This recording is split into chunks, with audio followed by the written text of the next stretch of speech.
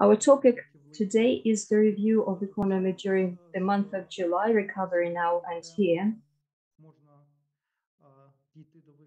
We can take it further on and draw the conclusion that today we will be focusing on the reconstruction of the Ukrainian economy, which was very actively discussed in early July at the conference in Lugano this month. But over the last few days, a lot of events have taken place which will have a significant impact on the economic situation. This was the announcement made by the Ministry of Finance of Ukraine about the intent to delay in external debt repayments, and today's decision taken by the National Bank of Ukraine on fiscal and monetary policies. Therefore, we are going to depart a bit from this topic towards these recent changes of this week. This time, just like during the previous times, we will be exploring and presenting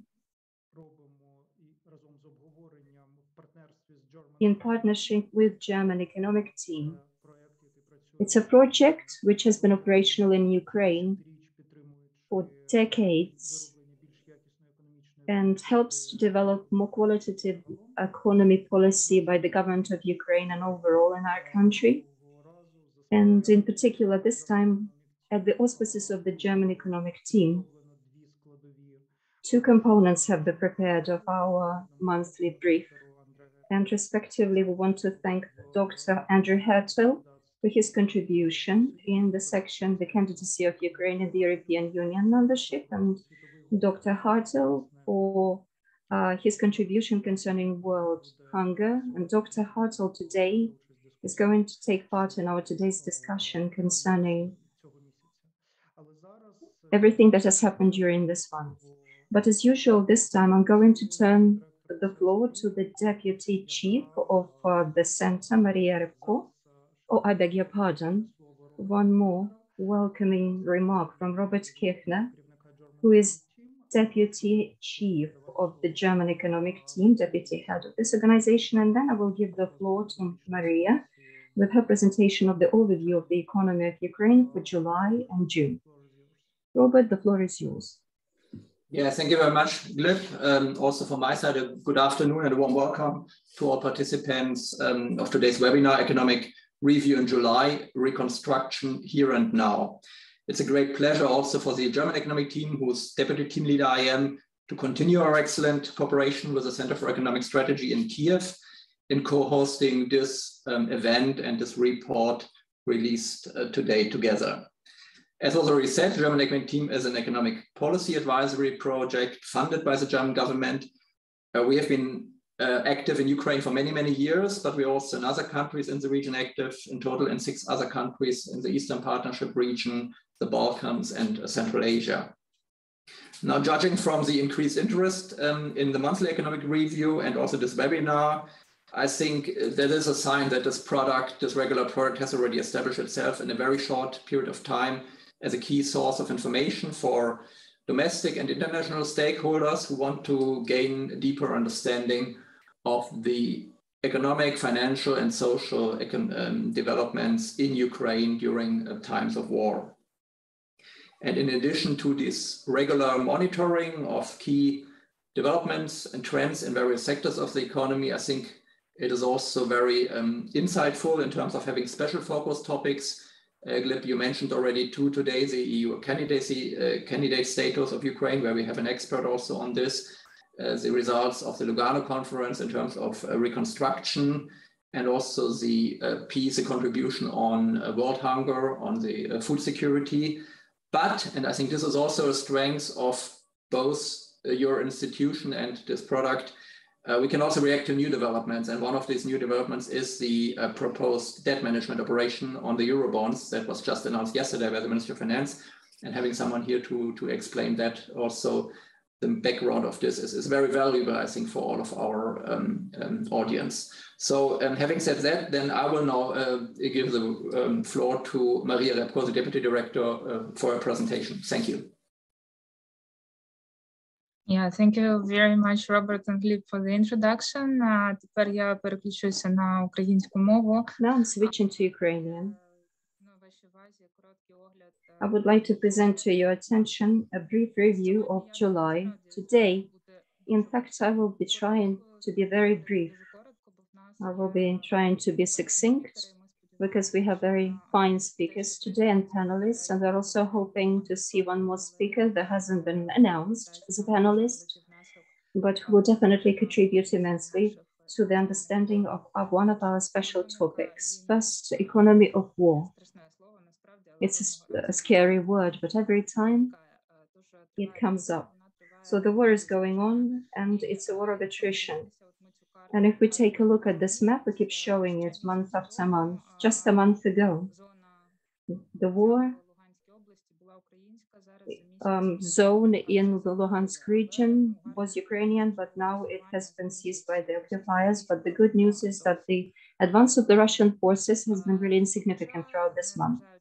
Although despite the fact that the region has been occupied, it's still 28% of the Ukrainian population that lived there prior to the beginning of the hostilities, and 19% of the GDP produced in that respective territory. Some of the production facilities managed to evacuate. Unfortunately, some of them had to close down.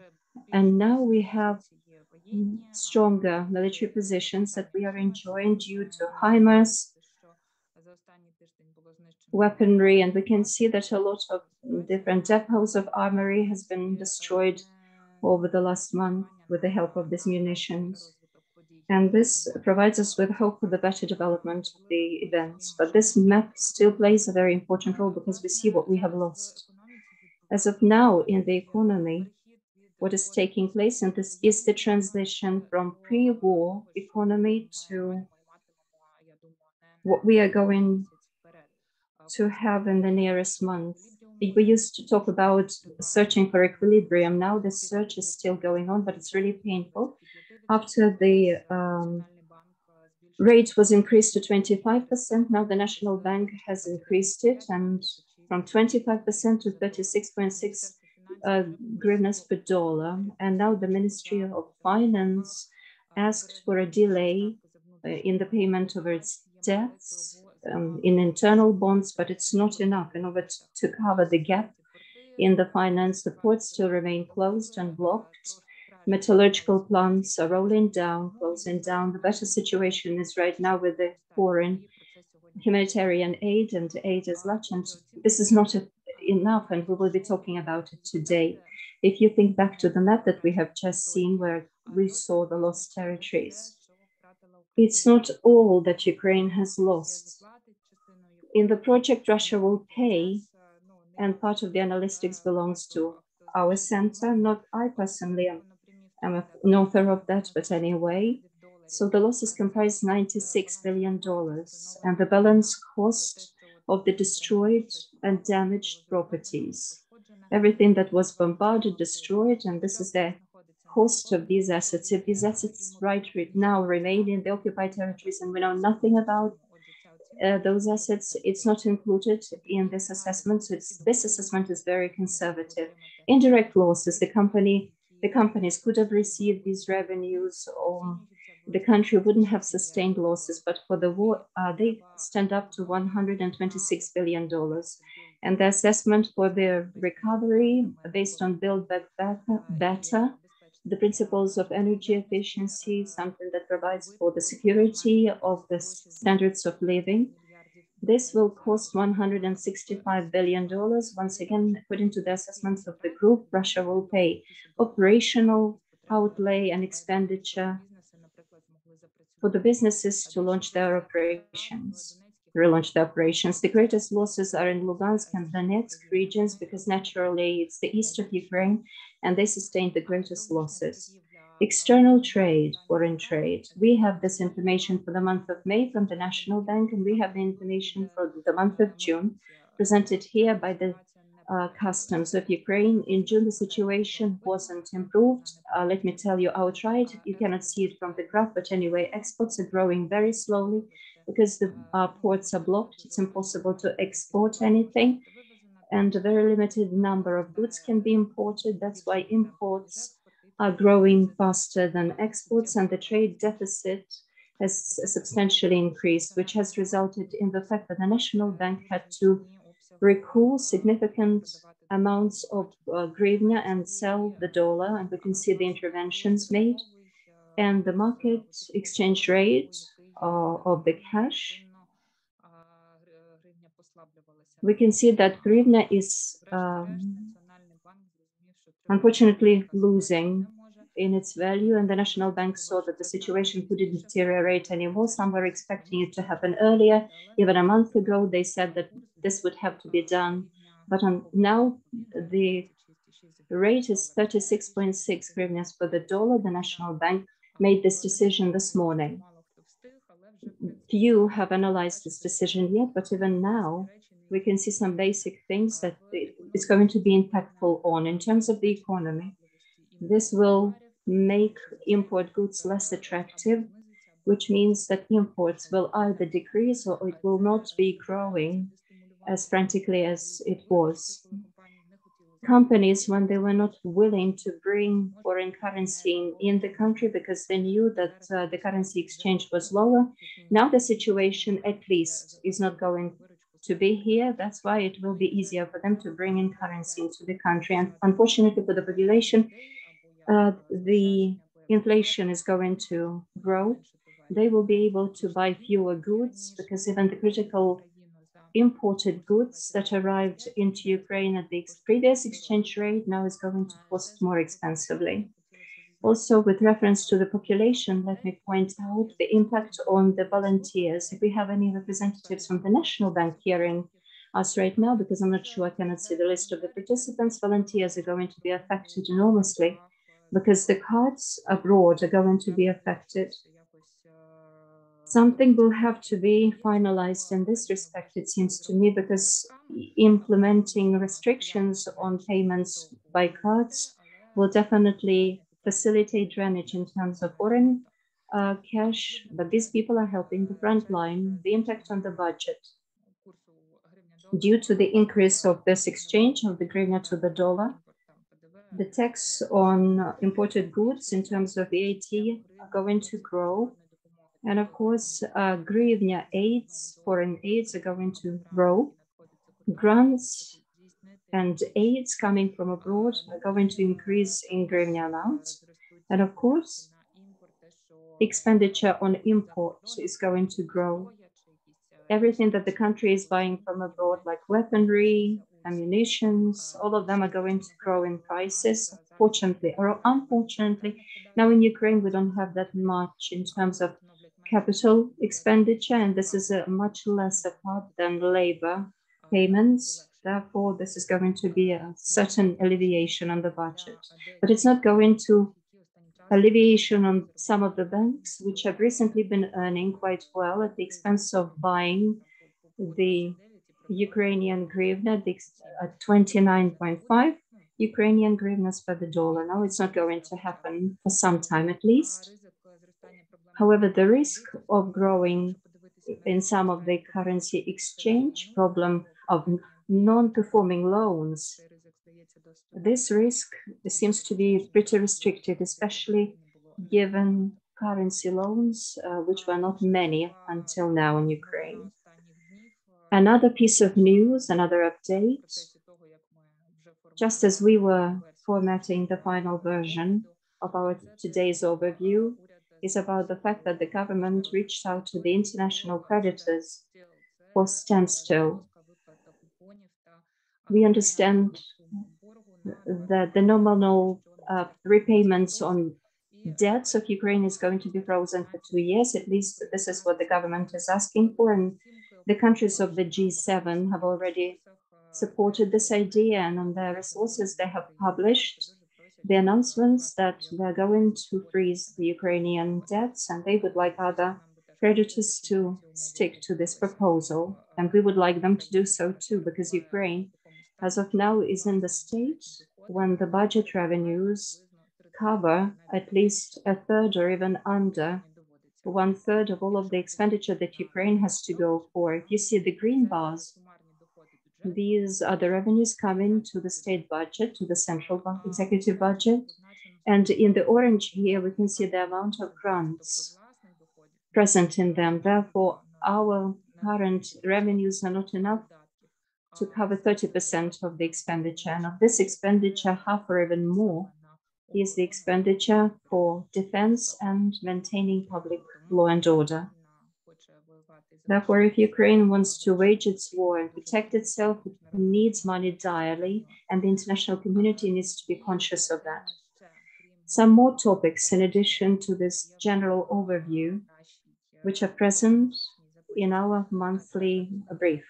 This is the status of the candidacy for the EU membership. It's one of the important topics of this midsummer. Ukraine has been granted with a status, and now it has to deliver on requirements. 7 wishes have to be granted, if you may say so. They're very complicated, and they all refer to the rule of law in the majority of cases, and it's very important that Ukraine launches into that. And we have to understand that this road ahead is not going to be easy. Quick and easy victories are over, and very heavy and difficult work is ahead. And very much hope that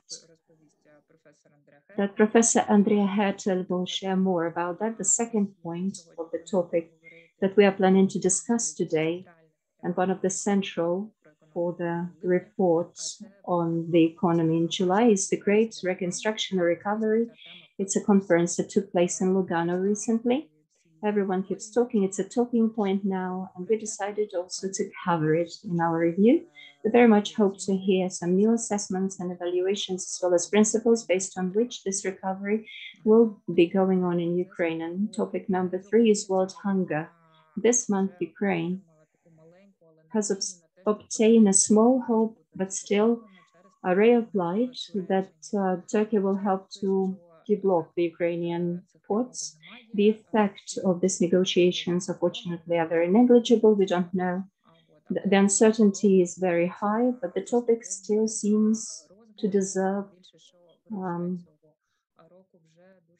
coverage, and elevators are not enough in Ukraine, and the new crops will have to be stored and amassed somewhere, as well as taken out of the country. So these are the 3 special topics that we propose that you should read in greater detail in this analytical brief. Thank you very much for your attention. And traditionally, I propose to everyone for whom Ukraine matters and who is grateful to us for what we are doing to go after this link at the site of the National Bank. There is a special account to raise funds for the Ukraine's armed forces. Please make your donations. Thank you very much indeed. Gleb, I'm finishing. Thank you, Masha. Also go by this link on our site, and on our site you will be able to see the brief that Masha has just referred to, that she has briefly presented. Today we have a lot of topics and participants. In a couple of minutes, Bogdan Butsa will be joining. He is the commissioner, the government commissioner. He is already joining us. Just connect him, please. He's with us, all right. He is the government commissioner on managing the country debts. And while he's joining us, I have a question to ask of Masha. I think this is the way that we will be moving as soon as we have the questions.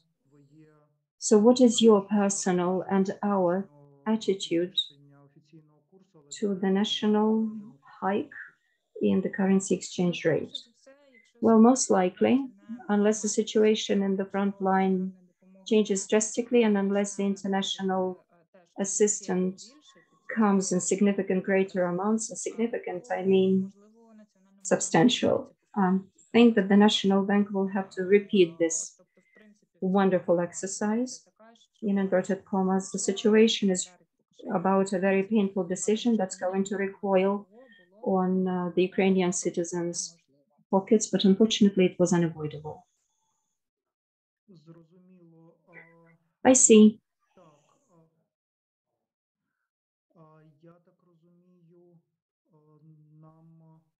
As far as I understand,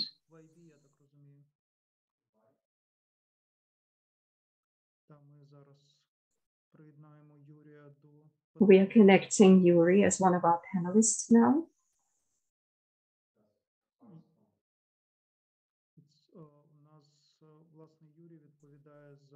Yuri is responsible for the state debt. Yuri, hello. Thank you very much that in just a few days ago you decided to join our event, and we were planning to talk about the quiet topics of July, like the great recovery, the great reconstruction of Ukraine in the war and post-war times. And during this week, a lot of events have taken place. And if possible, there's a great question to ask of you. Why did Ukraine go to our creditors and start to ask for delaying repayments? And what effect is that going to have on the Ukrainian economy effectively? And what are your expectations concerning the further work with our private and official Доброго дня, Гліб. creditors? Дякую за Good afternoon, запрошення. Gleb. Дякую, Thank you for the Марію, особливо за invitation. запрошення Thank you, мене. Maria. Радий For your бачити personal вас. Радий invitation теж бачити extended to Роберта, me. якого я I'm знаю happy to дуже see you. давно. I'm happy to see Robert, who I have known Так, ми for a вам long трошки time. додавали новин. Я думаю, Нацбанк Yes, we have додавав added новин some до обговорення в updates to економічній you for your спільноті, але ми discussion також зі in своєї the сторони. economic community. Міністерство фінансів, уряд The вийшов Ministry з of Finance and пропозицією the до government бондхолдерів went to the bank вчора holders, reached out to them yesterday стосовно перенесення термінів погашення concerning боргу. delaying the terms Ця in пропозиція repaying базується, напевно, з debts. двох And this ключових proposal причин. is founded on Перша two причина primary – це reasons. First of бажання which is зберегти desire будь-яку можливу or the ліквідність wish для to пріоритетних цілей. У maintain нас any війна, і в нас liquidity багато because we are видатків still going through war. пов'язані з We have a війною, lot але of також outlay, a lot бюджет of повністю expenditure and функціонує і costs покриває всі due to видатки the war, but the гуманітарного budget is характеру. trying to Тобто cover всі all of the пенсії, всі зарплати, humanitarian все платиться в expenditure. країні, але We для mean цього all нам of the потрібна pension ліквідність. salaries, but for that we need to І maintain a враховуючи level of те, що liquidity, and given ліквідність, яка приходить з наших іноземних партнерів, за яку ми дуже foreign вдячні, partners, for which недостатня we are для того, щоб grateful, закривати всі потреби, still is і not нам sufficient to приходиться cover all of the звертатися до needs. монетарного фінансування, And we що have з to точки go зору for Міністерства monetary фінансів є financing абсолютно from the standpoint субоптимальним, of хоча the ми, мені Ministry of здається, ще Finance далеко is від небезпечних suboptimal. рівнів, але It's far from being все safe, одно, якби but ми nevertheless, не вважаємо це основним джерелом наповнення державного бюджету we ні в still do якому not випадку. believe that this should be the Тому main ми source of revenue почали to the думати state в budget. цьому No напрямку, way. але We основним, напевно, started to think фактором along був these lines, дуже but the main factor консистентний that фідбек від contributed was the всіх великих consistent бondхолдерів. І feedback ви знаєте, from що all Україна large bank holders, and you дуже may know активно that себе вела на Ukraine ринку боргу і побудувала was одну з very найкращих, active in напевно, the debt систем market, зв'язків з the arrears інвесторами, market, якщо and не built a very тільки в Європі, а в large всьому network. світі. With Ми отримали, banking перше, в facilities нас throughout the world, дуже not якісна only in база Europe. In the інвесторів first place, we have a історично, але very друге, ми з початку війни отримували дуже sector of investors, but такий теж secondly, однаковий фідбек від інвесторів, які we казали, also що got equal звичайно, ми feedback не from можемо вам дати нові investors гроші, who тому said, що ви "We бачите, cannot де provide Україна you with торгується, new money." але як ми можемо вам допомогти? І However, коли how we почали can ми вже help детальніше обговорювати, when як we можемо began to допомогти, то discuss фідбек, in власне, greater від detail. інвесторів So the дуже часто feedback from був, the що давайте ми investors very перенесемо frequently виплати. was, let's just delay, І, в принципі, ми прийшли до розуміння, що превалююча думка на ринку, що заплатити, продовжити платити далі по існуючому графіку, буде там credit negative event з точки зору інвесторів, тому що вони очікують, що якщо ми будемо продовжувати платити, то це погіршить наші резерви, нашу ліквідність і, в принципі, відповідно, в довгостроковій перспективі буде гірше для довгострокових інвесторів. Наші інвестори, як правило, з нами там з 2017 року, з першого нашого повернення на ринки, з того часу в всіх випусках були ті самі великі, це найбільші інвестори, які в світі, ви знаєте ці імена. Ми проговорили в деталях з декількома, з великою кількістю найбільших інвесторів протягом останніх 2 тижнів, що б вони хотіли бачити. Деякі з цих інвесторів дали дозвіл на публікацію того, що вони підтримали. Ви бачили там найбільші імена в світі в нашому релізі вчора. Реальна кількість цих інвесторів була суттєво більша, але фідбек був, в принципі, однаковий. Базуючись на цьому фідбеку, ми вийшли з пропозицією до інвесторів. Пропозиція складається з 2 компонентів. Перший компонент – це перенесення цілей відсотків по всій криві бондів, які випустила Україна, на 2 роки. Щоб забезпечити те, що називається NPV neutrality, ми додавали також капіталізацію відсотків. Тобто, в принципі, ми вважаємо, ми дали можливість отримати дохід за той період часу, що тіло не буде гаситися на відсотки, що відсотки не будуть платитися на відтерміновані відсотки. Ми вважаємо, що це буде також позитивно сприйнято рейтинговими агентствами, бо це один з ключових частин методології оцінки таких операцій. Другий блок питань – це варант. Ви прекрасно знаєте цей інструмент, він появився під час реструктуризації 2015 року. Я тоді не був в Мінфіні, тому в мене особливо думки, чи це доцільний інструмент був, але ми послідовно зменшували ризики від цього інструменту, і в принципі на даний момент часу Міністерство фінансів є найбільшим тримачем варантів. Але все одно досить суттєвий об'єм варантів є на ринку, орієнтовно 80% від початкового випуску. І, на жаль, варанти структуровані так, що вони не тільки відповідають меті там при постійному рості економіки ділитися як equity-інструмент, квазі-equity інструмент, частиною росту з тримачами варантів, він також дає великі виплати під час волатильності ВВП. Перший ефект волатильності ВВП ми бачили під час ковіду, але, на щастя, український ВВП впав не так сильно і виріс також потім, відповідно, статистично, не так сильно, щоб виплати були великі. Зараз вже ми бачимо по прогнозам аналітиків, я думаю, що консенсусно десь порядка 35% хто збільшився падіння ВВП в цьому році, внаслідок війни. Відповідно, якщо війна закінчується швидше, все одно баунсбек великий буде наступного року, чисто статистично. Так, ми вважаємо, що і з нами тримачі варантів в основному, мені здається, також погоджуються, що цей інструмент не був створений для отримання прибутків від війни і від цього статистичного ефекту. Тому ми пропонуємо тримачам варантів два доповнення до існуючої структури варантів. Зменшення кепу на виплату у 2025 році з 1% від ВВП до 0,5% від ВВП. Чому ми це робимо? Тому що ми вважаємо, що навіть 1% в 2025-му, коли видатки на реконструкцію країни будуть високі, це велика сума, і тому ми її обмежуємо. Другий елемент, який ми пропонуємо додати до структури варантів, це можливість їх колу. Перепрошую, мені трошки більшість мого дня проходить англійською мовою, тому мені трошки тяжко перейти на українську.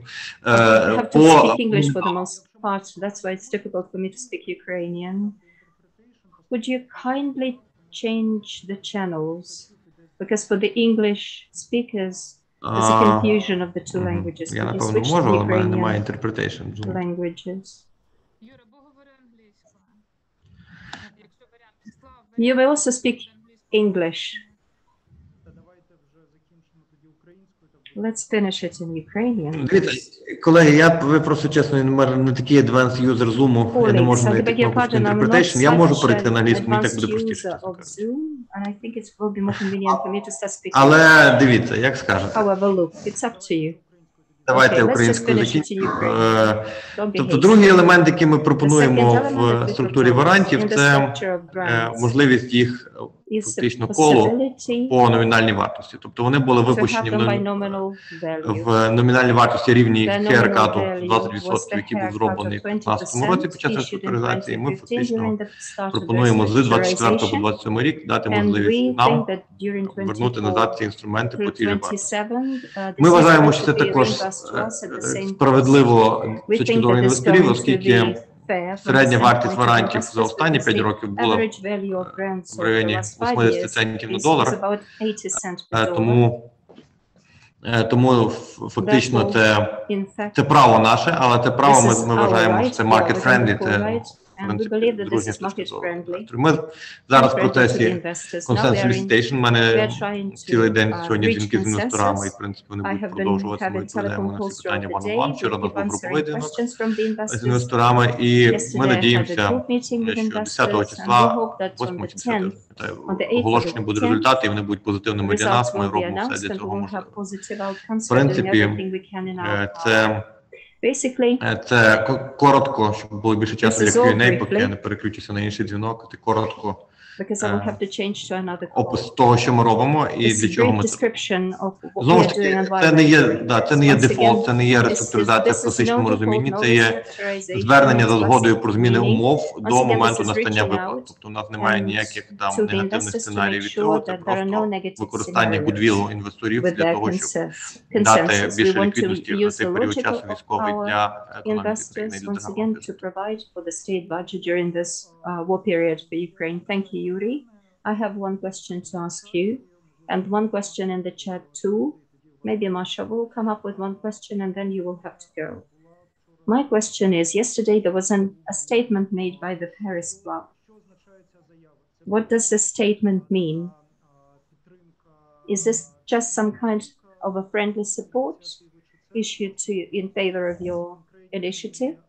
Or do you think this will result in some specific activity with reference to any official debts in the nearest 1.5 to 2 years? Це не дружня, це само собою дружня підтримка, але це набагато більше, ніж дружня підтримка. Це фактично перенесення виплати двосторонніх кредитів на відповідні терміни, які були в заяві, з досить м'яким графіком поступової виплати. Тобто це фактично те, що називається comparability of treatment. Це, що офіційні кредитори роблять разом з комерційними кредиторами, щоб з нашим проханням до комерційних кредиторів, щоб дати більше ліквідності на цей період часу для відновлення країни. Тобто це має практичні застосування з точки зору обслуговування і погашення державного боргу. Це стосується двосторонніх, але ми, звичайно, спілкуємося з міжнародними фінансовими установами також. Там сугубо юридично підходи можуть бути тільки інші. Ви бачили в інших країнах в рамках Common Framework чи DFSA, як воно може працювати. Ми не настільки бідні, щоб бути eligible для цих, власне, схем, але ми здається, трошки зарано говорити про механіку, але ми з цими ж офіційними кредиторами ці питання обговорювали, і ми думаємо в цьому напрямку. Thank you. One question in terms of internal debt. Even two people on the chat box have this question, whether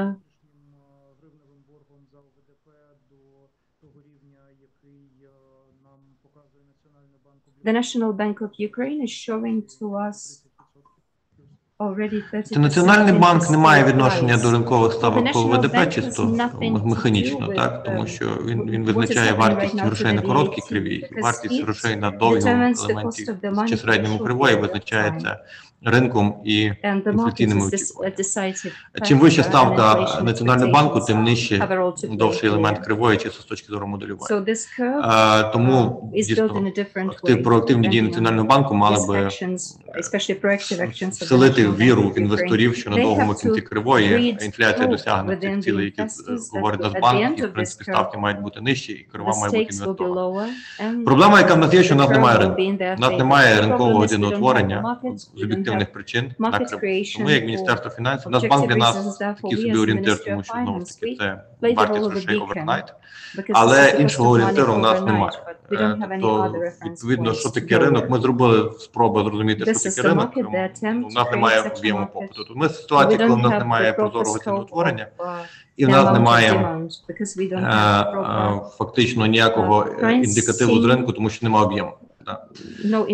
Тому фактично ОВДП зараз служить двом цілям. Перша ціль – це роловер існуючого боргу, який ми сплачуємо, який, в принципі, враховуючи, що депозитна база банків, які тримають наші облігації, не сильно змінилася, і вартість депозитів не сильно змінилася. Роловер в існуючих цінах на аукціонів має нетто позитивний для будь-якого банку-тримача. Ну, напевно, крім маленьких банків, які сиділи в Рефіні і рухали. І Рефін сильно подорожчав, але банки, про які ми говоримо з великою депозитною базою, бачите динаміку депозитів.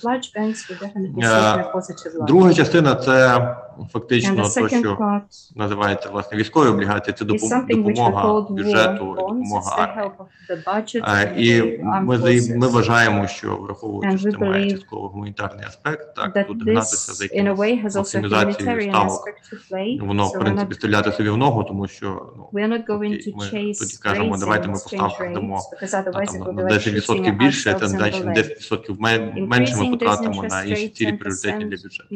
Тобто з точки зору загального бюджетного планування субоптимально. Ми розуміємо, що люди не всі дивляться на це як на інструмент підтримки. Багато людей дивляться це як на інструмент інвестиції, але ми вважаємо, що максимізація дохідності людей від інших інвесторів комерційних та в час війни це явно не має бути основою боргової політики країни загалом.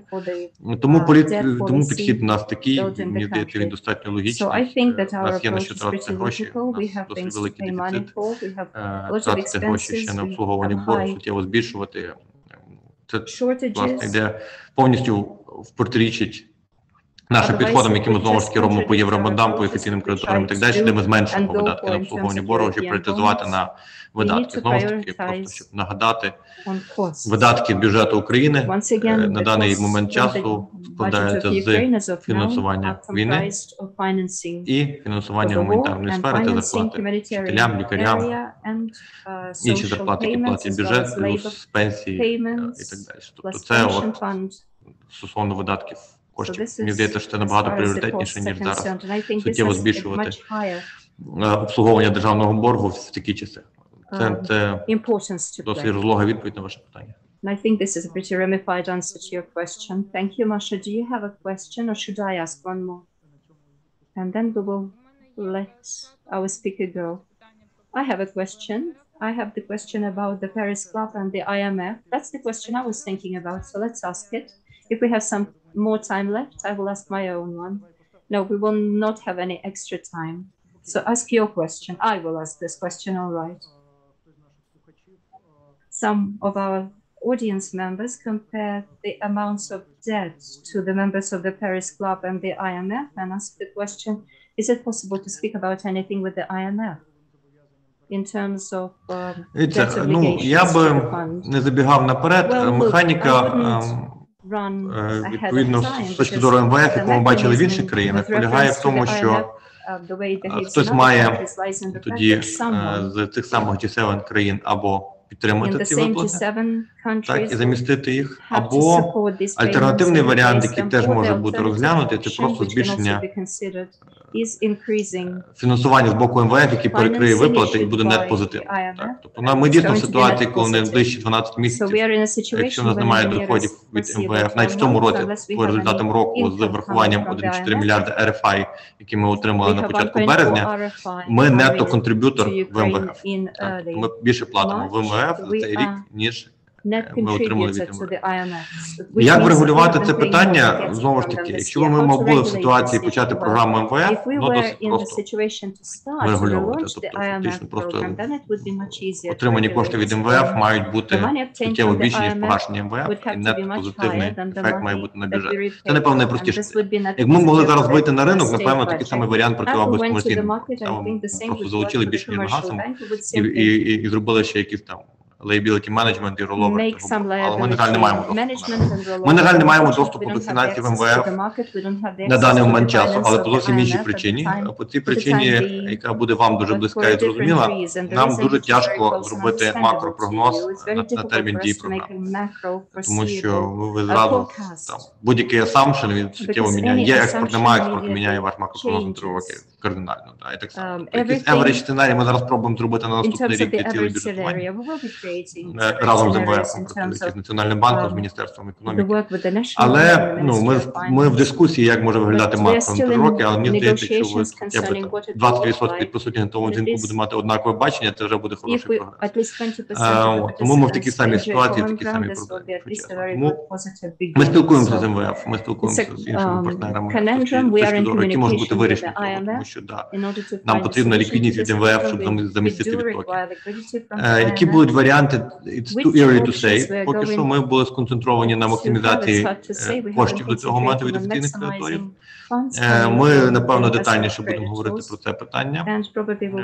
Але я би не хотів зараз давати якісь меседжі, що ми рухаємося в одну чи в іншу сторону. Ми, звичайно, дивимося на це, але в нас немає нічого, що сказати з точки зору вирішення. Так, ми бачимо проблему outflows, Але я не можу сказати, що ми зараз в ситуації, коли у нас є якісь вирішення, які можемо публічно promulgate. Yes, thank you. We're very much expecting the relaunch of the IMF program, the continuation of this program, because it's one of very few opportunities to cover the deficit of the budget, and we will participate in that by advocating and helping you and wishing you every success in your official negotiations. And of course, we have multiple issues, how this exercise in managing debt will affect our official ranking. But I think that we have to let go of Yuri, let him go. And we wish you every possible success in your discussions and negotiations with creditors to make sure that we have a positive result. Так, дякую, Гліб, дякую за запрошення. Завжди радий спілкуватися і успіхів вам теж. Ми стараємося завжди бути відкриті і проактивні, так що якщо якісь питання, ми готові продовжувати повторювати. We will continue to be in touch with you. Thank you. Goodbye. Now we are moving on to, from this very technical top management of the debt topic, which is extremely important for Ukraine, to the topic which is longer. It's the topic of recovery of Ukraine. As you remember, on the 4th and 5th of July in Lugano was a conference where the government presented the recovery plan of Ukraine. And a large part in this plan is to be played by the reconstruction of the critical infrastructure, reconstruction of the housing. Today, we will be talking about that with two experts, rather with one expert and one representative of the government, Ivan Lukeria. He is with us. Yes, hello, colleagues. Ivan is Deputy Minister of Development of Communities and Territories of Ukraine.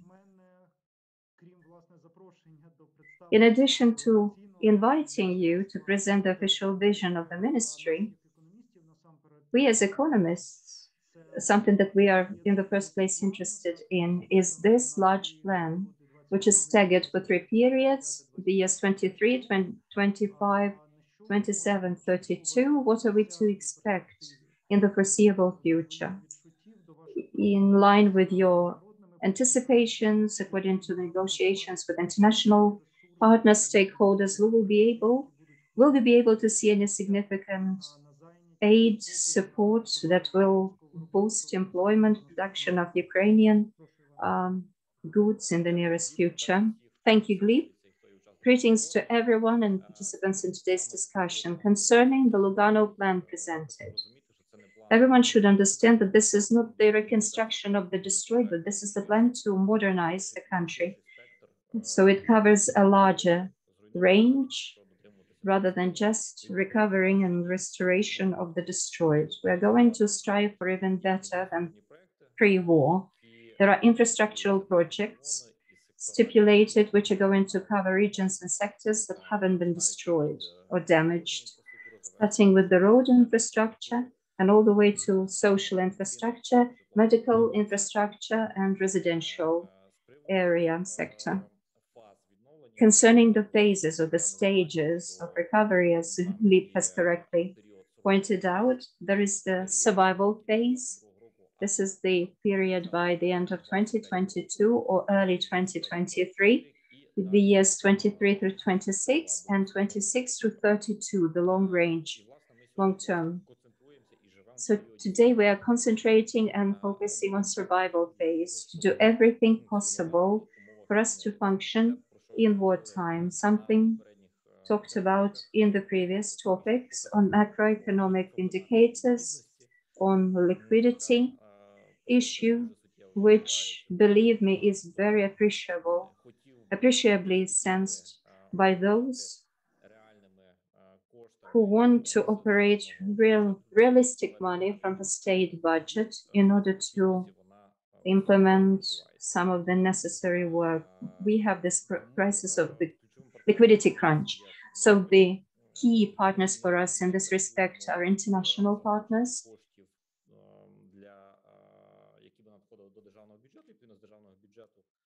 we are involving money to the state budget.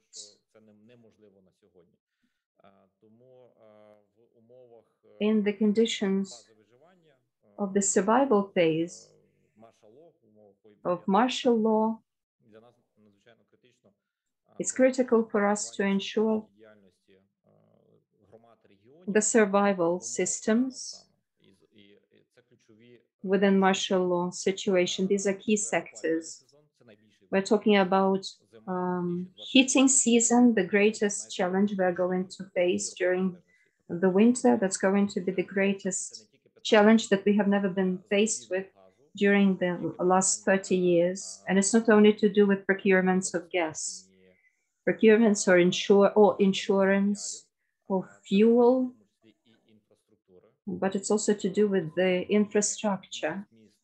Because as of now, the greatest number of cities and towns in the east of Ukraine, including Kharkiv and Nikolaev regions, are under significant shelling.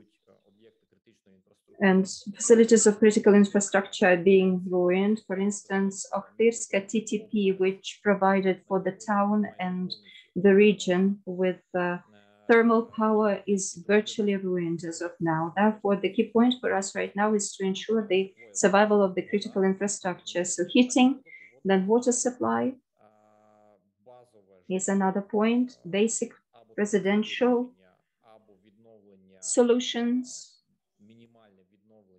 minimal recovery of the housing which was damaged but not destroyed completely, and some basic wants and needs. It's primary healthcare, so that family doctors have a chance to provide their services to the population, and education, because in COVID time, everything was offline. During wartime, it's also offline. So the decision was taken, given the security factor in these areas which are far from the front line,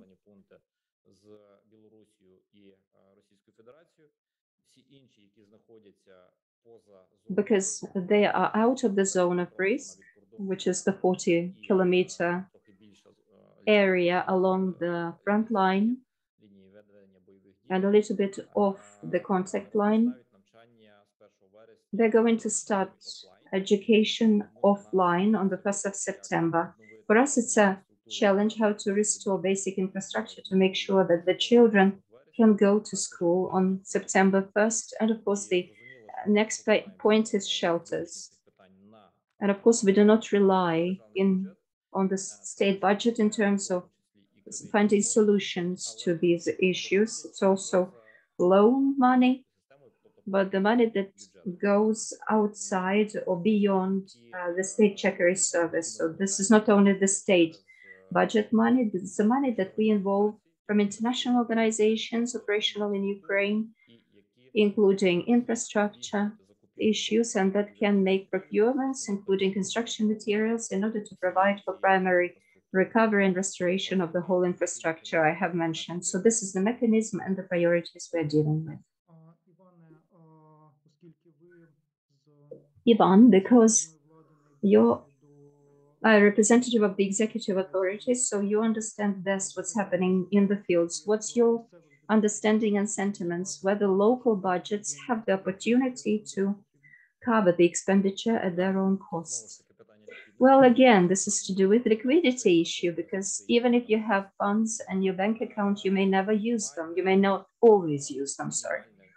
The minimal recovery in critical sectors in the first place, this is the preparation for the heating season. That's number one. Now we are working with the Ministry of Finance to expand the range of the spectrum of opportunities for local budgets to implement this money, especially for educational facilities, to cover the expenses for the shelters, so that this resource can be utilized to buy school buses, once again, to cover everything that means heating, water supply, and education. But talking about local budgets more broadly, unlike occupied regions or deoccupied regions, or the regions which are Kharkiv and Nikolaev regions, Lugansk and Donetsk regions, definitely budgets have not been completed, but in Western budgets, we have seen in Western regions that the budgets have been completely filled. They have been all of the necessary resources because the great number of IDPs, consumers, as well as production manufacturing facilities were moved there. But the regions which escaped hostilities, they become our areas. We have 4 sectors of regions, 4 areas of regions.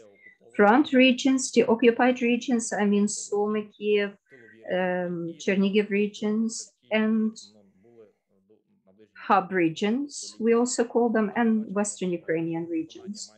So there we can see that local budgets have delivered 100% or sometimes even have surplus to their budgets. And the last question I have to ask of you, let me see if we have anything in the chat box.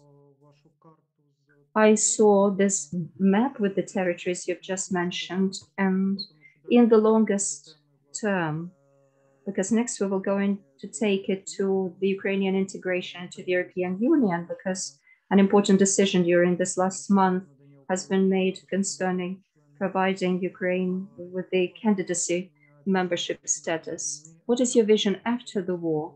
How to make sure that these regions get equal, on a par with, especially the eastern ones, that they do not turn into the wild field as they used to be called in the past. I mean, South and East of Ukraine. One must understand, everyone must understand that when we begin to enter European procedures, it's like entering a tunnel. We begin to work according to the requirements, which are in pre-accession period, in terms of the instruments and tools presented to us by the European Union.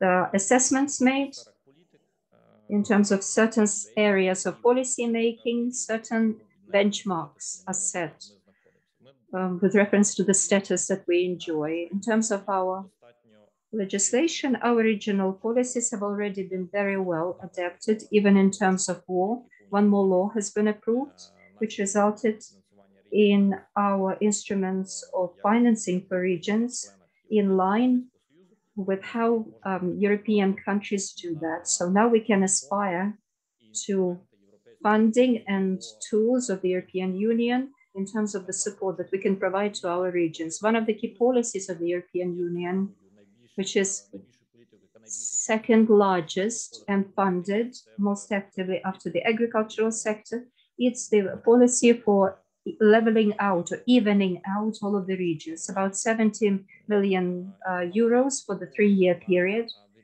which is going to be directed to cover the gaps or disproportions between regions. So what is this approach about? We're not going to compete for funding, but we are going to distinguish certain areas that will require certain funding. We already have it as part of our legislation, and now we are working on the development of the respective programs. We have even special terms, renewal territories, as we call them. And this is going to be defined even at the level of amalgamated communities, the communities that will belong to these renewal territories, and programs will be aimed at them. And in terms of funding these programs, of course, the levels will vary given the background, like in Slovenia, Slovak Republic, Croatia. Croatia, for example, back in its days when it was accessing the European Union, they also had their problematic areas, troubled areas in Croatia back in that time. It was post-war period. And they also had some borderline territories belonging there. And the European Union provided the World Bank with a certain program, and the World Bank provided funding for this specific program. So our approach will be pretty much the same. The mechanism of financing doesn't matter whether it will be directly funding, grant funding, or World Bank funding. The key idea that we have is to propose programs in order to support and maintain these territories. This is the task that we are assigned with for the nearest future. the support for the respective territories. And with the Ministry of Finance, we are working on the revision of budgeting and financing to these troubled territories, because pre-war funding is, of course, irrelevant. We have a key indicator on how many people work legally. In addition to that, it's also at the level of discussions. Lithuanian experience has also been very positive concerning special economic zones. It's a sensitive issue. It has a negative connotation in Ukraine, but it may also be a tool.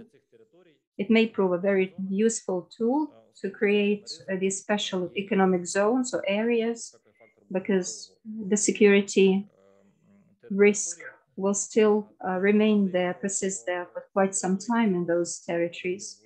So these territories will have to be probably turned into special economic areas. Given the reform that we had concerning the special industrial parks, is not enough. It may be enough for Lviv region and other ones where the risks for investors are fewer. We will be providing some incentives to roll out industrial parks, but for the renewal territories, as we refer to them, more things will have to be offered for investors to step in. Thank you, Ivan. Now we are going to have another participant joining us. European integration is the topic on our agenda. Just as I said it from the very beginning, we have a part of our today's agenda dedicated to that. With the support of the German economic team, Dr. Andrea Hertel prepared this particular topic. He is associate partner of the German Institute for International Affairs and Security. Dr. Hertel.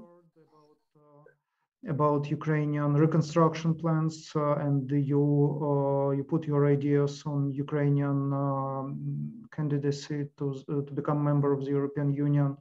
And how do you think they could align? Ivan mentioned opportunities that could open to Ukraine in the accession, in the pre-accession and accession period that could be aligned with reconstruction. Do you believe they are realistic? And generally, like, what is your vision of the path of Ukraine to the membership status? Mm-hmm. Yeah, thank you. Thank you very much for inviting me.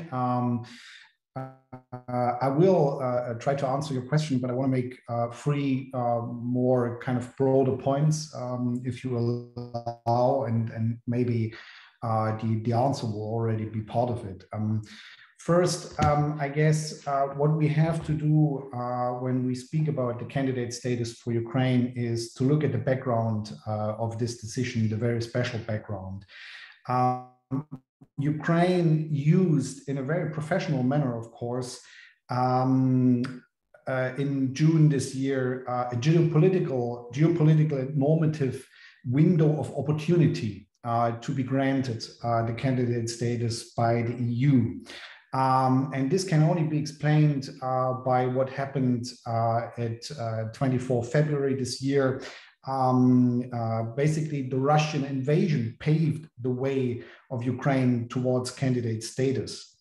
On the other hand, this does not change that the EU is still having, especially on the level of the member states, a certain enlargement fatigue. It also doesn't change the institutional shortcomings the EU is always criticized for, especially the lack of qualified majority voting, something which will only be amplified when more members are going to join the Union. For now, it is more or less a consensus in Brussels that the candidate status is the maximum possible what Ukraine can achieve for the moment, especially because candidate status, being granted candidate status, is a political decision. Whereas the accession negotiations are more a legal and technical process which needs time. I'm saying this especially in front of Ukrainian expectations, or because there are Ukrainian expectations of getting something like a fast-track accession to the Union. This will not happen because this is not part of the EU treaties. As such, I would argue that the challenge for Ukraine and the European Union begins right now, right? It's not, this is not the candidate status. It is a historical decision, it's a historical step by the Union no one calculated with in January this year, but nevertheless, the path to membership starts only right now and the challenges start right now. Second point I want to make is that the candidate status, although being a big historical decision, does not come with much practical significance right now for Ukraine.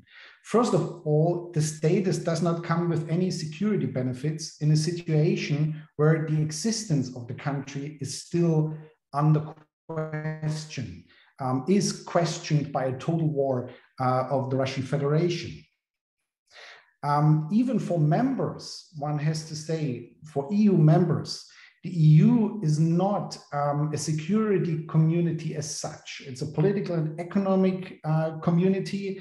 Even the qualified solidarity clause in the Lisbon Treaty does not foresee a military alliance. The EU simply doesn't work like NATO. This also comes, or this is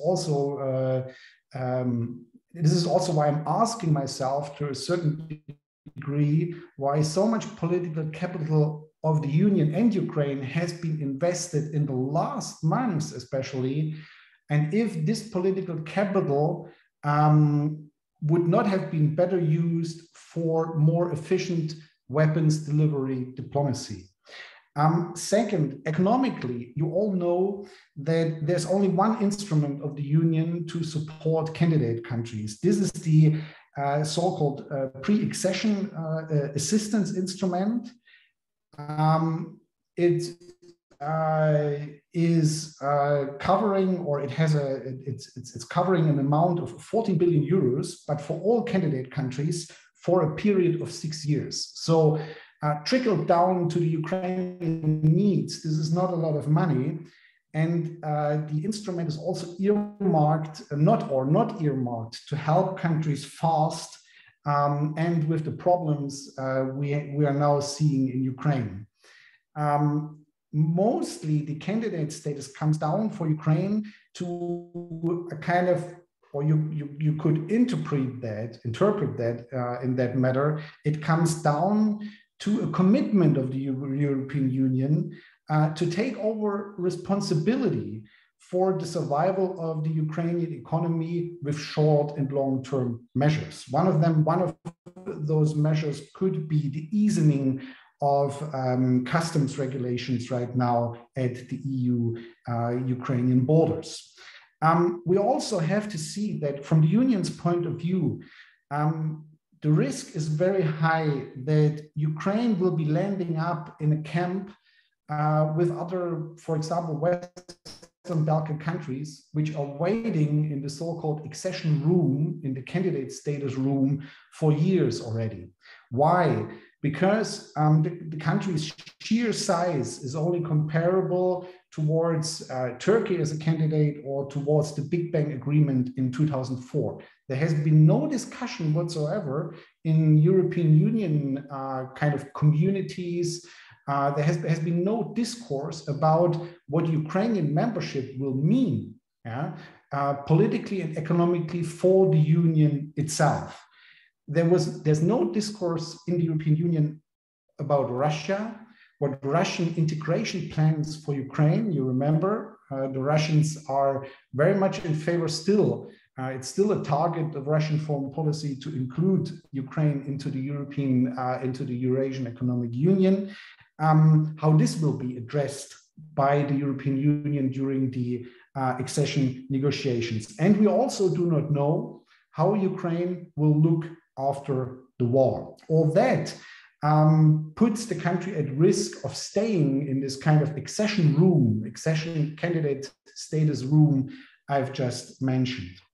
Last point, the recommendations.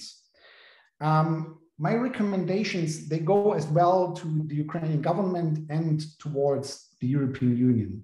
More towards, or what I would recommend Ukrainian decision makers is, first of all, and this is not very much on the, unfortunately, a priority of the European Union right now, although it should be, it is to protect the reform agenda, the existing reform agenda, from the consequences of the war. One example is the role of the SBU, so the Ukraine's domestic secret service, where there are political forces in Ukraine right now who want to contradict, turn back the wheel of time in terms of the reform of this institution, arguing with war and security needs.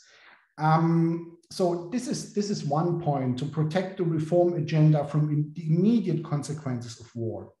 The second recommendation is to implement, of course, the Commission recommendations as soon as possible. I mean, the Commission recommendations which were coming with the European Commission's letter towards the European Council just before the granting of the candidate status, when the European Commission basically recommended to the European Council to grant candidate status. I think the most important recommendations to focus on, I do not think that in the course of 6 months, all those 7 recommendations are realistic to fulfill by Ukraine. But what it should really focus on is the justice and anti-corruption sector, and especially the independence of the new agencies there, like the NABU and the specialized prosecutor in the anti-corruption system. Third recommendation is to get back to the practical and sector-oriented cooperation, which was characterizing EU-Ukrainian relations, EU-Ukrainian cooperation since 2014. Why am I saying this? I'm saying this because the discourse in Ukraine about the European Union is now very much dominated by geopolitical and normative arguments. But what is happening right now in EU-Ukrainian relations is a fundamental change towards the accession logic. And the accession logic is rather a legal technical and not a political one. And in order to fulfill the Copenhagen criteria as soon as possible, to close the 35 acquis chapters for Ukraine, it is important to get back to this logic implemented by the European Union, Ukrainian government, and much of civil society after 2014. One last point for Ukraine is, and I think here I'm coming back to your question, or I'm trying to answer your question, is if I'm looking at what the Ukrainian government especially proposed at the Lugano conference, I'm a little bit puzzled by the project-oriented approach. I mean, what we are having in Ukraine for 8 years is a more or less systematic process of deeply reforming the country in many regards. And I guess this should be somehow tailored towards the Copenhagen criteria and the recovery plan. So all those need to be connected with each other. Yeah? The recovery plan needs to be connected to the systematic approach developed in 2014-15 between government and civil society in Ukraine and towards the Copenhagen criteria. This is exactly what we need, and this is exactly also what the European Union wants from Ukraine, not the project-oriented approach we are delivered in Lugano. A last recommendation goes to the European Union. This is now much discussed in European Union circles. Luckily, it is the need, or the very urgent need now to develop something which will help Ukraine and other countries in the accession room, in the pre-accession room, in the candidate status room, to overcome the negative time drawn out enlargement cycle we have seen in the Western Balkans. This cannot happen with Ukraine for one important reason. Ukraine cannot wait 10 or 15 years to start the accession procedure. Why? Because Russia will use this time to sabotage the European integration process. Integration, more or less, with Ukraine has to start right now. Therefore, I'm supporting what the ESFR calls a partnership for enlargement, which offers Ukraine already now, for example, accession to the 4 freedoms of the single market, or even a place in the cohesion policy of the European Union. One of the major benefits will be that those are tangible, even financial incentives, which will push especially the elites in Ukraine forward with the reform agenda. Thank you very much. Thank you, Dr. Hartel. In fact, you answered my question and addressed also remarks that were put by Ivan.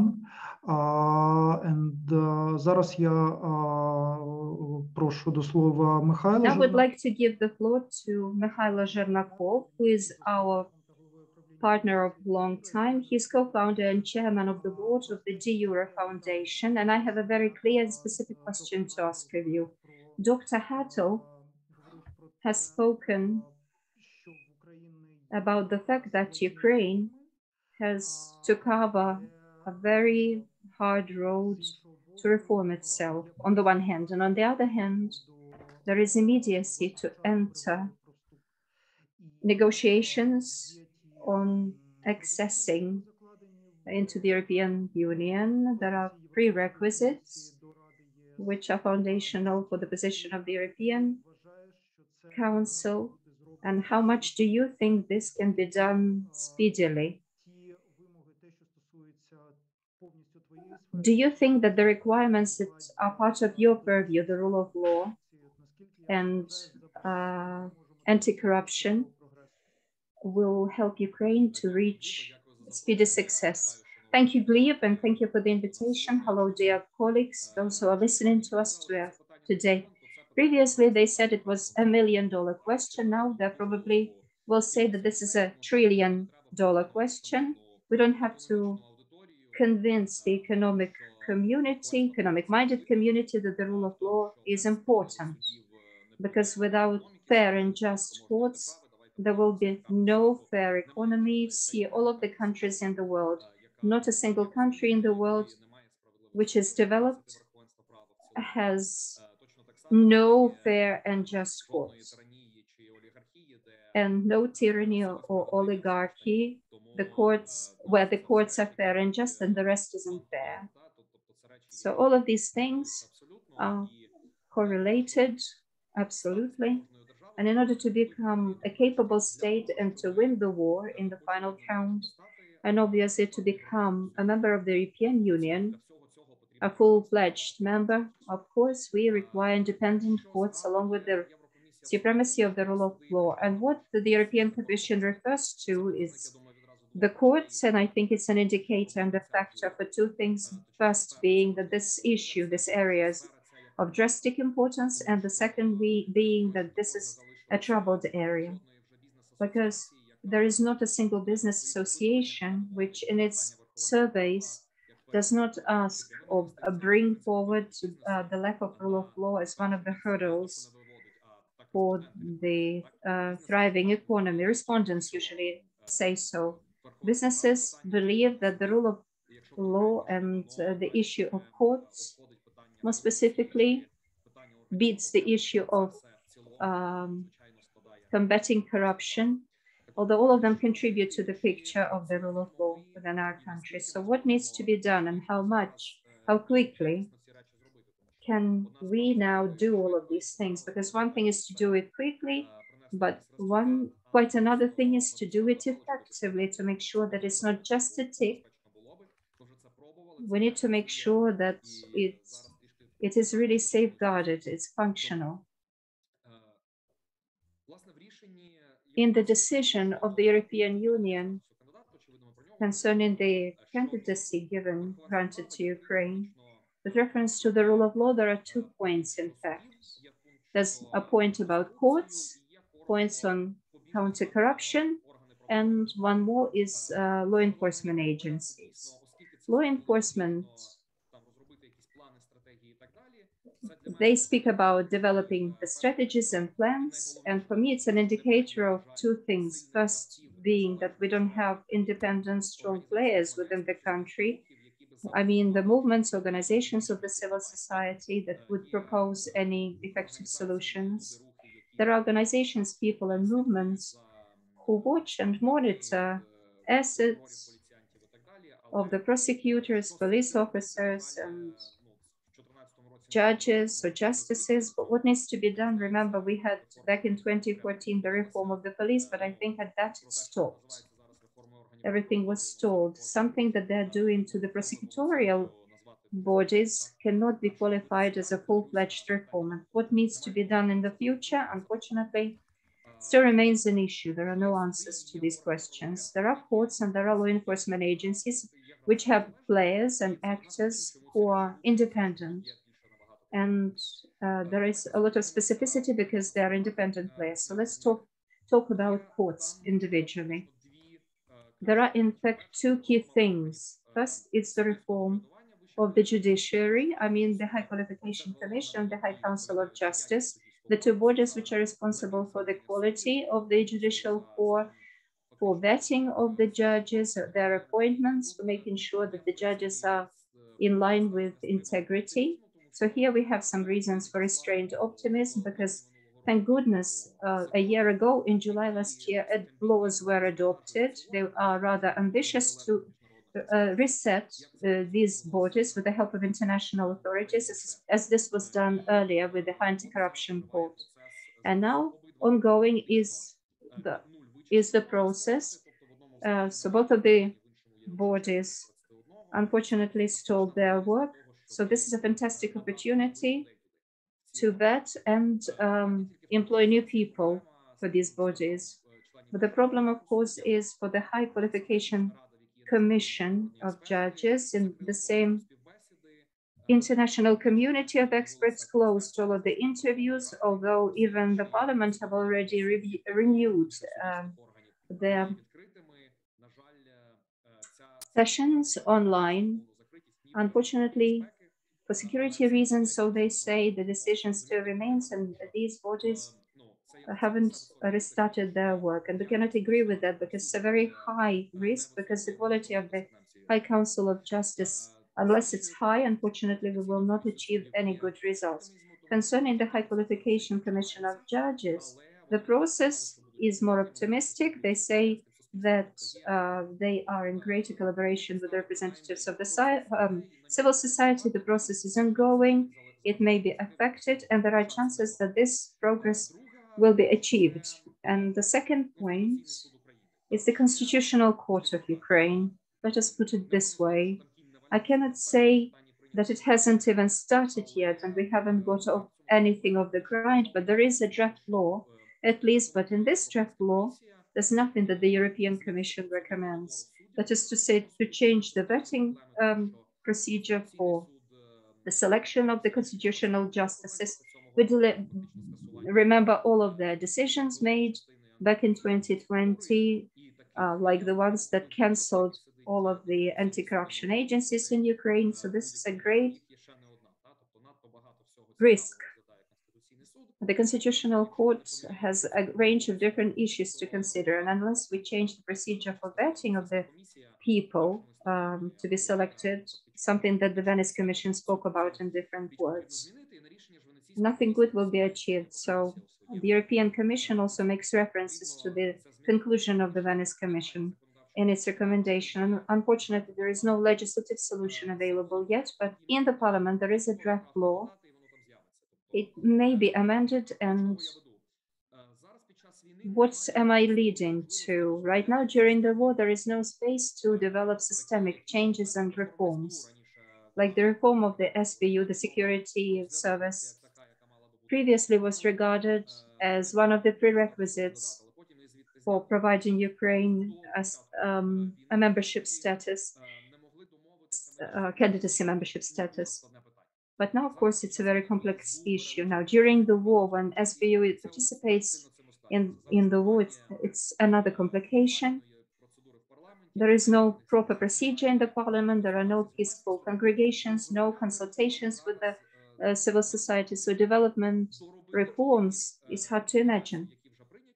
And implementing the draft laws, or at least the draft laws which are at the stage of the second reading, it's something which is possible, but they have very high chances. So at least we need to have the desire and the political will for that. There is an important caveat at this point, say, we have to adequately assess the movement of the reform and what that can result in, because the European Union may see that everything is done by the book.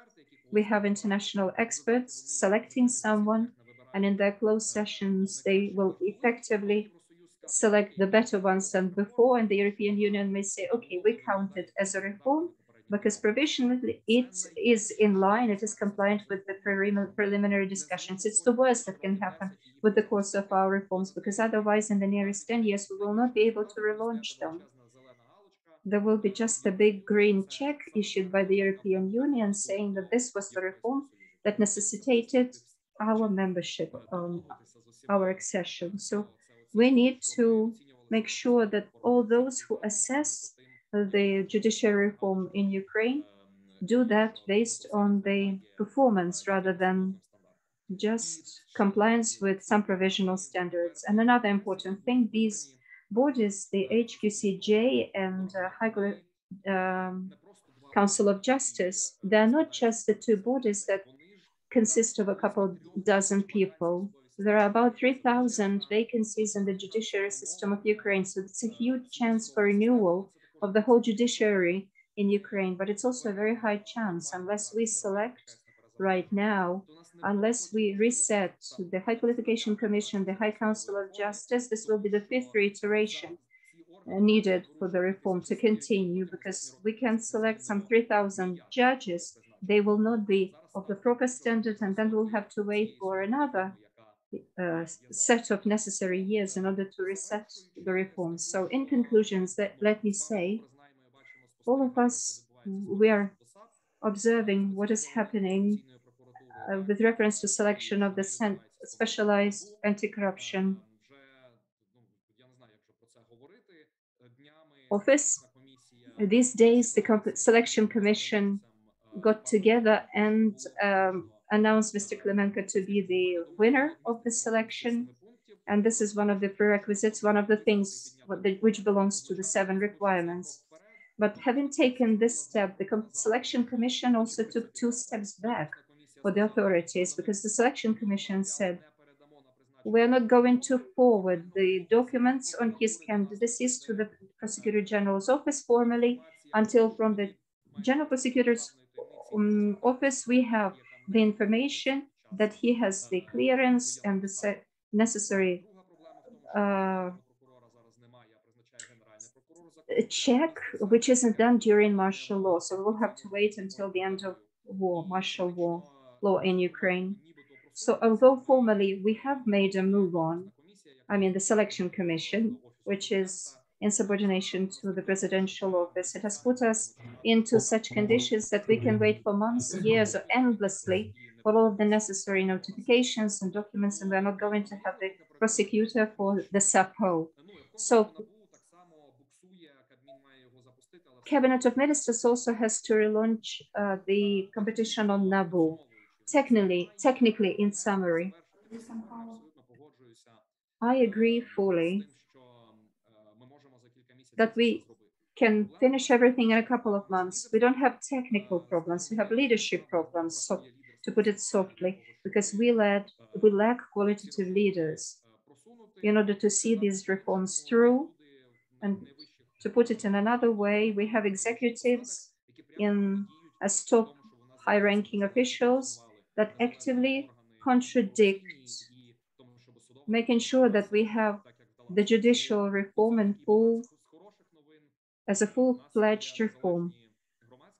We have good independent civil society organizations who have developed all of these reforms and watch and monitor and try to relaunch something and offer other options if things begin to get bogged down. But in summary, we require a greater number of such civil society organizations. We have to breed them. We need to make sure that the reforms get off the ground. It's a huge challenge for us, and we need to increase the number of independent organizations tenfold available in Ukraine to make sure that all of the reforms launched in Ukraine can be finalized. But we have good fertile soil in Ukraine. There is trust, personal trust that has increased fantastically. We have developed new networks.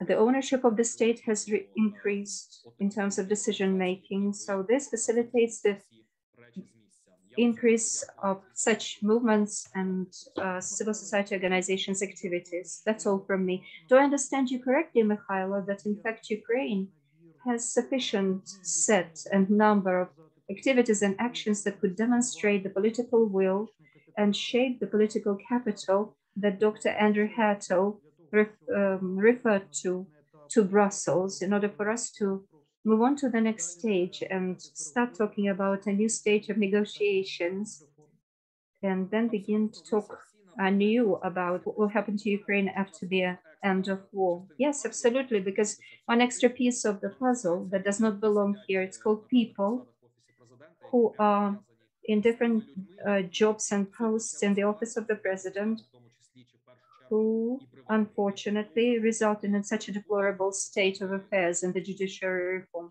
So we have to get rid of them. Thank you.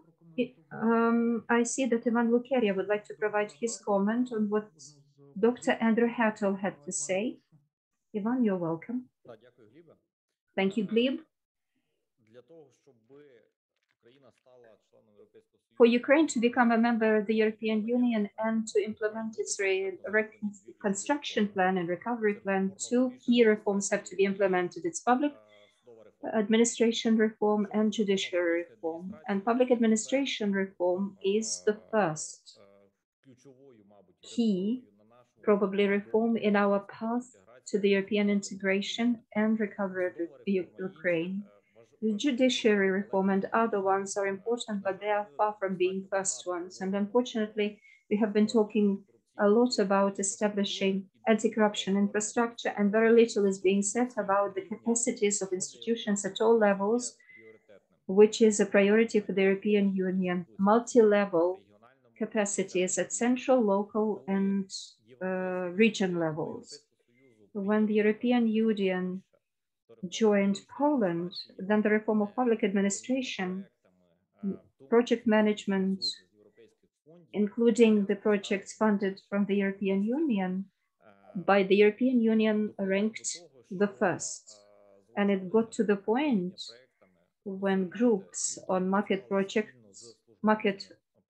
project managements were involved from different institutions to help the parliament and different institutions in Poland.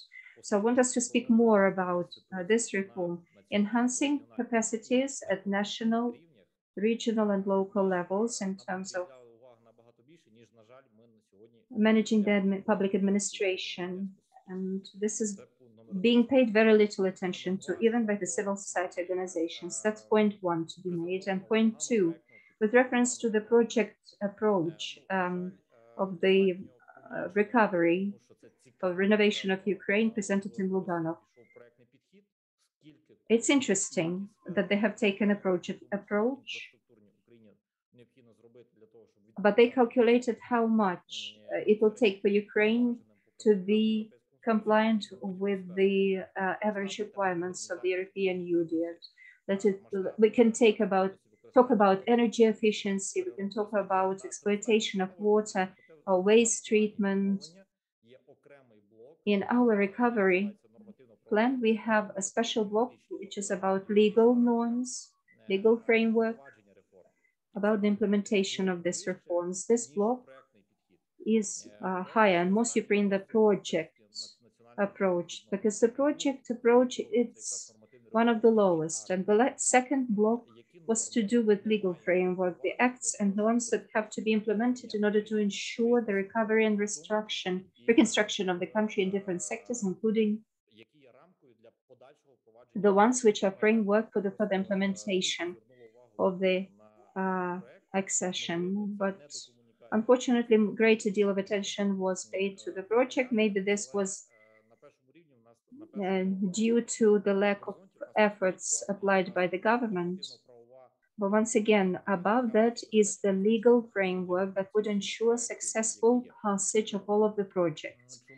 And the second point to make why this project featured more, this was done in order to show that this plan is not just about beautiful phrases, but this plan includes projects which need to be implemented for A, reconstruction and recovery, and B, European integration. However, both of these blocks were reflected at the Locarno conference, and this is something I wanted to reiterate. Thank you, Ivan. I can just confirm that within the working groups of the National Council of the Recovery and Reconstruction, we talked a lot about policies, and there are overall more than 3,000 pages, of which half probably are recommendations concerning the government policies. I thank very much everyone for today's discussion.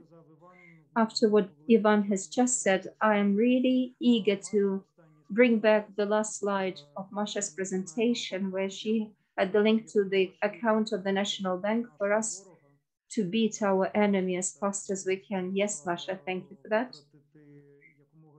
So that we can spend as many resources and ammunitions and weaponry as we can in order to win this war speedily and get back to the reform of the public administration and all other complicated reforms which require peace and quiet of the peaceful Ukraine rather than wartime Ukraine. I thank very much indeed Ivan, Mikhailo, Dr. Hartel. Thank very much, Dr. Robert and German economic team for the support issued in the preparation of today's review. Dr. Boots, who is still engaged in negotiations with our creditors. In a month's time, we are planning to release a new brief, fresh one. Fresh link is available right now in the chat too. It's also available on our site, both in English and Ukrainian. Please read, comment, and we will be grateful for that. Thank you very much, everyone, for today's participation, asking questions. Enjoy a peaceful evening. Goodbye.